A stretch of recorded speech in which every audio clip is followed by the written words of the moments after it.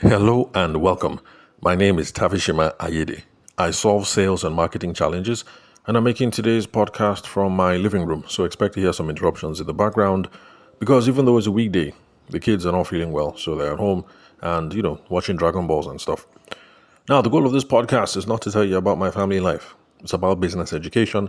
So please spread the word so that your friends and family members both here in Nigeria and abroad can benefit from the questions that we tackle. They can do that by subscribing on Spotify, YouTube, Apple, or any player of their choice. And if you'd love to connect with me, then call, SMS, or WhatsApp me on 080 6466 2140. Today on the podcast, I want us to look at why marketing needs to be customer focused or needs to be client focused. I repeat, today we're going to look at why marketing needs to be customer focused or why marketing needs to be client focused. Now, the reason why is because, with modern marketing, with digital and all the tools that we have available, we as business people, we as business owners, we're always looking for avenues for self-promotion or to promote the business. So always, doing promote. You're on LinkedIn, you do post. You're on Instagram, post. So lots of writing, lots of posting. In fact, with the AI renaissance that we're in right now, as in it's content overload, as in people just posting anyhow. But then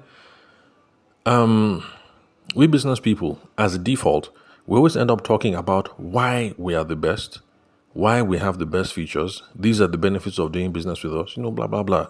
So it always ends up being a whole sea of buy from me, I'm the greatest, I'm the best, I'm the greatest, I'm the smartest, I'm the cheapest, I'm the fastest, I'm the this, I'm the that. I only import from America, I only import from Dubai, I only, just me. And that's all modern marketing has become. People, business owners, entrepreneurs, everybody talking about themselves. But our communication would be better, our advertising, our everything would be better if we were to focus on the other people, that is, focus on the audience, focus on the customer, focus on the clients, and talk about things from their own point of view, not from ours. Think about it. Everybody else in your space, all the competition, pick your line of business. Everybody's talking me. I'm the best. I'm the cheapest. I'm the this, me. Even if you don't do a good job of looking at things from their own point of view, if you're the only person in your space who at least has a different kind of messaging, if nothing else, you will stand out from the sea of sameness. But how do I put it? I guess it makes sense that people just keep talking about me when it comes to business. And that's because you don't have information and you don't know anything. You don't have the experiences of your customer. So you're just saying what it is that you know. So to the best of your knowledge, you produce the best, or you produce the cheapest, or you produce the fastest, or you produce the, whatever. And so you talk about that. So what we should do, trying to move forward, is that we should always be in constant touch with our customers, always getting information from them, always talking about their own experiences. We should always try to get feedback about the customer experience from them or the user experience. That's for those of you who sell software or those of you who sell physical products. You need to know, what was the customer experience like when you were using our product or service? How did you guys feel? What did you experience? What was good? What was bad? Blah, blah, blah. What benefit did you get from the product or from the service? These are the things that are going to give you the kind of information and experiences that you need to be able to craft messaging from their own point of view. So because of that, marketing should always be in touch with the sales team or with the account officer. People arrange their businesses differently. Some people just have a marketing team and then somebody you call account officer. So marketing team, those are the people that put up all the fancy stuff on Instagram and then, go out and talk to customers. And then there's account officer. Account officer is the person who ends up kind of like doing the customer service functions. Let's say the customer service functions. So those of you If you're one of those organizations where there's marketing team and there's account officer, marketing team should always be in touch with account officer. You will need to be reconciling notes. This is what we were hearing in the field. This is how we're interacting with people. This is what's coming up. Account officer, what do you think? What have you been hearing? Oh, this problematic customer, Madam Ogedengbe, she too they para, she too they shout. This is the problem, this is the problem. Talk to account officer too. You guys talk, compare notes. That's how you get good insight, good intel as per what's going on with your customers. It will help you to get an accurate read on what customers actually think and the customer's experience with you guys. Now, the reason why I'm saying this is because whenever people hear about talking to your customers, well, at least in Nigeria over here, for those of you who are tech savvy, the first thing that you guys think about is Google survey. Google Docs, what's it, something survey, what's it called again? Something monkey, I can't remember. I opened an account on it once, but I totally forgot about it, and so I haven't gone back to it again. Is this Survey Monkey? Yeah, so Google Docs, Survey Monkey, something, all those sorts of things. Now, all those things are good, but that is not where we should begin the process of interacting with our customers, because when we create these survey documents, we run the risk of teleguiding the customer to the response that we already think are correct. Like those people who say, how did you enjoy working with us? Good, average, or wonderful. In that case, you are teleguiding the conversation. You have assumed that people's interactions with you were good, average, or awesome. What if somebody wants to take downright idiotic or absolutely rubbish, but you didn't put it on the survey? So the person can only click what, in his own opinion, is the worst option there, which is average. But the thing is, average and absolutely awful are not the same thing. When you are having a conversation with someone, it is there that you are going to hear really what's going on. Where somebody can tell you that, look, I called, I spoke to Kemi, and Kemi was an absolute idiot, and this is what she said, and I don't appreciate being spoken to that way. You're not going to get that kind of information from a Google Doc or a survey document. On the other hand, if somebody wants to say, I called in and I spoke to Alicia. Alicia was wonderful. This is how she handled my problem. I didn't know that the software could do this. She helped me do this, organize this workflow. And because of that, my business has been going along smooth. We're even able to accomplish this and this and that. What Alicia did was absolutely wonderful.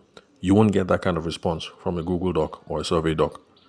So that's the reason why I say, first, it should be all these simple conversational tools that we have. I'm sitting in somebody's office, I'm asking a question. I pick up the phone, I make a phone call. Maybe worst case scenario, chatting on WhatsApp. But we have to be able to be in a conversational setting with our customers and our clients for us to know what's really going on. So, in my own opinion, it is only after you have had all these kinds of conversations that you can now create your Google Doc, your survey doc, because it will have a realistic set of options. Because you've spoken to a couple of people, maybe like that kind 10, 15, you already know now that, okay, when people interact with our product, these are the possible range of options that could happen from the good end to the bad end. And then the options would adequately reflect that. So interact with customers first. After that, you can create your own Google Doc or your survey document or whatever. Now, what do you do with all this information? The information that you get from this process is what you will use to inform your sales, your marketing, your social media, your business communications, and all that. So this is where you get information to do innovation on your product or service as well. Because if your product is crap in certain areas, you will find out and you will now improve it. But from the sales and marketing end, we will now be speaking to people using terms that they understand, talking about issues that actually chooks them. And anyway, that's what you're going to use this information from. Just use it to refine your sales and your marketing or your business communications. Now, let me use a case study. And I'm going to use a business that a lot of you haven't heard about now. We're going to talk about credit bureaus in Nigeria. I'm not even sure if I'm pronouncing this word correctly. I need to go and learn. Credit bureau. Abi? Bureau or bureau? So credit bureaus in Nigeria. I'll explain the reason why I'm using credit bureaus by the time I'm done with this. Let's just say, usually when I'm making examples here, I'm talking about more relatable businesses. Wedding photography that I started off with, farming, agric, catfish, what else? Retail. Simple examples that everybody knows. But I said today, let me just try another example. So now we're going to talk about credit bureaus in Nigeria. Now, a credit bureau is, how will I explain it now? Okay, as a business, what they do is they collect data on people's borrowing and repayment. Then, when they carry this data now, they will now sell the data to lenders, to banks, to landlords, to employers, other people who need this kind of information so that they can decide who they are going to give assets to. So let me rephrase. Like, how many years ago? I can't remember. I think my firstborn was like maybe 3 or 4 back then. I was in a pinch. So I decided to borrow 50K from Zenith Bank. And the poor bank, because that time I was not liquid now, it took me like 4 or 5 months to pay that money, as in Access Bank. Well, back then they were called Diamond Bank. As in Diamond Bank, man, they harassed me, die on top of that 50K. They really harassed my life to collect that money. So now, credit bureaus are the companies that collect data on people's borrowing and repayment. They're the ones that are supposed to have the information. This Tavishima, is he a correct guy? Does he pay on point, pay money on time? When he borrows money, does he pay? Is he a salary earner? How much does he earn? Is he a good guy that if you give him money, he will give you back quick? That is what credit bureaus are supposed to do. They will now carry this data. They will now sell this data to banks so that by the time Diamond Bank, as it was called back then, when they see the data and they say, this Tavishima, it doesn't pay on time. By the time I apply for loan, they'll say, no, we're not giving you loan. That's because they have gotten the info from credit bureau. So that's what credit bureaus do. They collect data on people's borrowing and repayment. Does this person borrow money? How much does he borrow? When does he pay back? Does he pay back on time? Does he pay back with interest? Is he owing people? All these sorts of things. That's the kind of information that credit bureaus have. Now, some of you will say, are you sure there's business like this in Nigeria? And the answer is yes. In fact, I did a small search before we started the podcast. You see, I'm becoming sophisticated now. I'm actually doing research before I come on the show. I found 3 of them. So one is CRC, that is Credit Bureau Limited. Then there's CR Registry. The full name is CR Services Credit Bureau Limited. Then there's also First Central Credit Bureau Limited. So I found 3. Oh, and by the way, I thought of credit bureaus because I was thinking to myself, which kind example, case study will I used to do on the podcast? And so I said, you know what? I will flip on LinkedIn the first business I see. That's one I'll use as an example. So I flipped, and then it was a credit bureau. And I said, okay, fantastic. So I'll use a credit bureau now as an example to show how your market messaging, your sales messaging, your marketing messaging, how it should come not from the angle of the business, but from the angle of the customers. Now, this is how credit bureaus market themselves. If you don't believe me, I've given you the name of 3 companies now. So just go online, go and check them on Google, check their LinkedIn, check their whatever. You see that when these businesses are marketing themselves, they talk about things like risk management. They talk about things like risk reduction. They talk about things like efficiency, automation, business growth, profitability, compliance, regulatory adherence. Now, this marketing copy actually is not bad. It's quite good. The problem with this marketing copy is that it is not immediately relatable to their audience. Now, the people that they're selling to, bank managers, GM, and, all these sorts of things, people in the banking sector, employers, landlord, they are educated enough or sophisticated enough to know what these things mean. It's just that these are the words that when you hear them, you have to think small before you understand. And that's a problem. Because remember, we are trying to make marketing relatable and intuitive. I want somebody to see my marketing copy, see my advertising, see my whatever, and the person should just, how will I explain it? The person should just understand one time. The thing will just flow. The person doesn't have to slow down and think. And trust me, if your marketing messaging has words like risk management, reduction, efficiency and automation, business growth, profitability, compliance, regulatory adherence, That kind of thing requires somebody to stop and think small, even if it's half a second. So, in my own opinion now, if you run a credit bureau in Nigeria and you want to market yourselves, you should be talking about things from the customer's point of view. So, you should be saying things like, we help you avoid bad debt.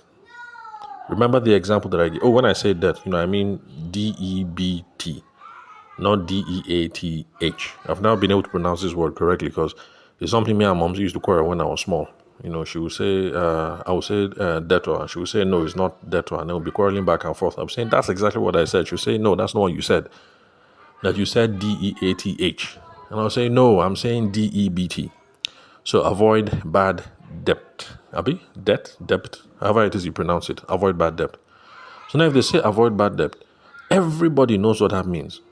It means I give somebody money and the person does not pay me back. Or the person, the thing has entered the voicemail.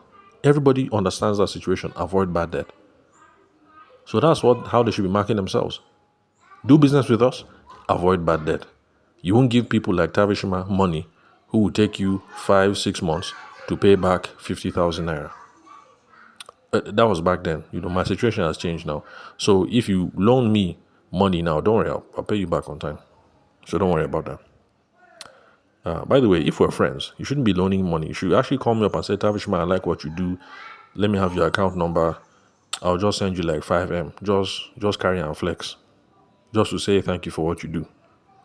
Yeah. So I give my phone number at the beginning of the podcast and at the end. So if you want to be a nice guy like that, or a nice girl, a nice lady, so call me up and just say, I like what you do.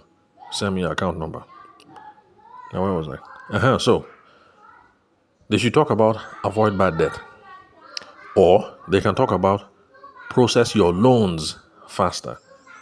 Because it actually takes time for the bank to decide who am I going to give loans, stuff like that, because they actually need to get lots of data on someone. And I know this one for a fact because back then, not now, but back then, when my firstborn was like around that kind of 3-4 years, I also approached the Sterling Bank. I went to go and look for a loan. And man, it was a process. As in, I feel form. Seriously. Because they needed lots of information on me. Then after they got the information about my cash flow situation, my business, stuff like that, somebody needed to sit down and assess the whole thing. And in assessing the thing, it took a while. So if you run a credit bureau, especially now that, we have AI and all these fancy tools, I'm sure that the information, you can run through the information a lot more quicker.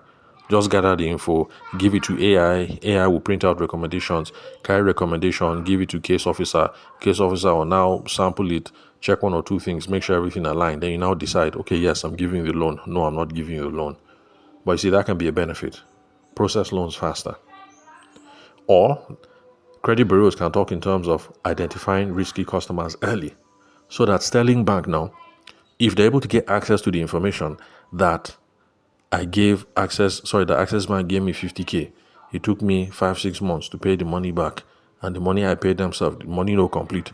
Sterling Bank will now know, okay, this guy is a risky guy. Let's not give this guy any money.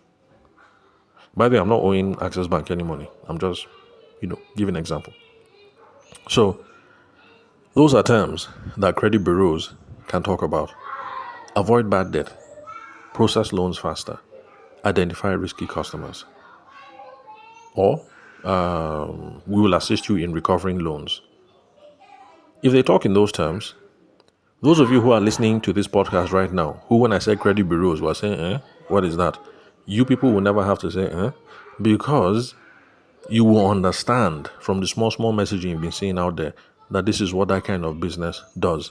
And it is because they will now be marketing by looking at things from the customer's perspective, trying to talk about things from the customer's point of view, the kind of benefits that the customer is going to enjoy, instead of talking about things from their own point of view. So let me answer that second question now. Why I use the example of credit bureau? Well, because I already told you, because I just wanted to use the first business that I saw on LinkedIn But also because there's one thing I'm trying to do with this podcast, because in my own generation, I'm a late 70s, early 80s kid. And in our own generation, growing up, everything was lawyer, doctor, engineer, or architect. Basically, that was it. Lawyer, doctor, engineer, architect. Back then, politicians not too, you understand, it was military era back then. So politician was not a viable career choice. Unlike now, that politician is the main thing. Who cares about lawyer, doctor, engineer, or architect? In fact, you can start with lawyer, but then the goal is enter governor, enter house of reps, enter senate. That's the main thing now. So politician, that's viable career.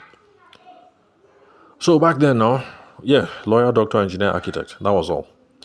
But with the podcast, I'm trying to show something, that the face of Nigeria is changing. We now have more career and business opportunities, not just the usual things, because everybody knows about sports and music and art. But finance, there are different areas of finance that some people have never ever heard about, do not know that it exists, and they don't know that it can be a reality for them. So if you're looking for a job, for instance, you don't want to do the business thing just yet, you can look up credit bureaus that I've spoken about and go and apply. It's a career opportunity right there. And if you're a big boy or you're a big girl and you have plenty of investor money, you could also think of opening your own credit bureau. Maybe with AI and other kind of automation tools, you think you can do the business better than other people are doing. But I'm just trying to show that the face of Nigeria is changing. So let's pay attention. And by the way, another reason why I say we should all be on LinkedIn, because some of you will never hear about these kind of businesses or hear about these kind of opportunities if you're not in a place where people are having these sorts of conversations. You will not see this kind of conversation on Facebook. You won't. Or on TikTok. You won't. Or on Instagram. You won't. Instagram will be talking to you about Big Brother Niger. But I understand though, because last night I was watching Ebuka and they were doing Big Brother, what was it called again? Big Brother reunion, something. I can't remember. And all the housemates were there. And like, man, see babes. Arrayed in their full, you understand, different colors, different sizes. I say, okay, so this is why people watch Big Brother. And before you know it, 45 minutes, I was watching it and they were arguing about this person and this person. Are they dating? Are they single? Who broke up with who? Who came to whose house?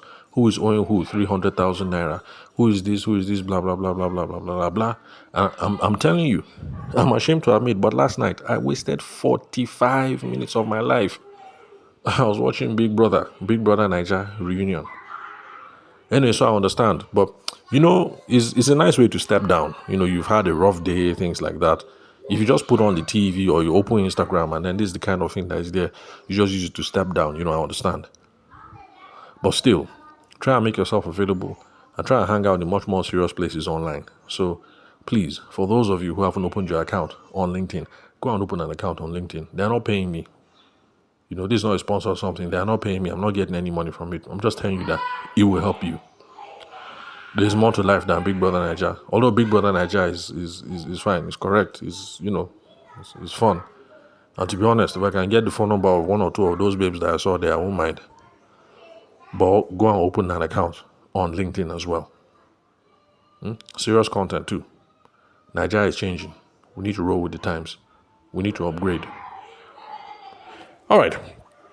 I think I've said enough. So that's all for today, folks. Remember, if you'd love to connect with me, call, SMS, or WhatsApp on 080-6466-2140. So thank you for your time and attention. I'll catch you next time, same place, in your headphones or in your speakers. And just in case you forgot, today's episode was not a rant against Big Brother. I'm actually trying to say that in your business, always try to communicate things from the customer or the client's point of view, not from your own point of view all the time. So I'll catch you guys later.